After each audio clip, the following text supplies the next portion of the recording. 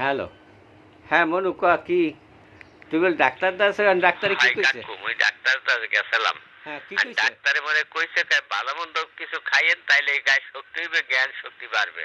হ্যাঁ, তার মুই চিন্তা করতে আছি যে কি খাইলে জ্ঞান শক্তি বাড়ে আর শরীরে শক্তি হয়। হ্যাঁ। আর এই মনে মনে চিন্তা করতে আছি কাকু। আচ্ছা, আচ্ছা একটু কোনছে আপনি যেহেতু আ ফোন দিয়েছেন কই আলান। আচ্ছা হন আমার কথা হন। আর ঘটনা হইছে কি যে দুনিয়াতে এখন যা কিছুই খাবি কোনোটাই তো পয়সা ছাড়াও খাইতে পারবি না আর সলিড জিনিস পাওয়াটাও খুব কঠিন। কারণ এখন বর্তমানে মনে করো ফল প্রায় ফলের মধ্যে ফরমালিন দেওয়া। কারণ ফল খাওয়া আর বিষ খাওয়া সমান। তাইলে এর চাইতে সোজা একটা জিনিস আছে যা বিগত দিনে মোর অভিজ্ঞতার কারণে মুই কইছি। তুই যাইয়া দেখ যে কোন জায়গায় বাঁশের ঝাড়ে নতুন বাঁশ হফায় গজাইতেছে, তুই ওই বাঁশ খা।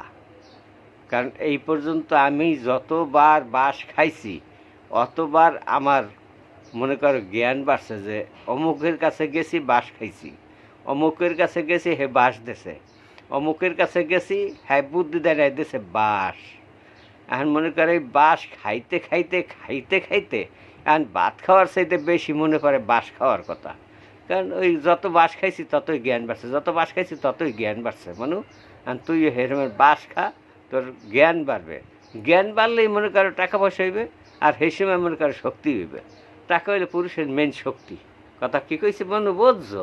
আচ্ছা রাখলাম।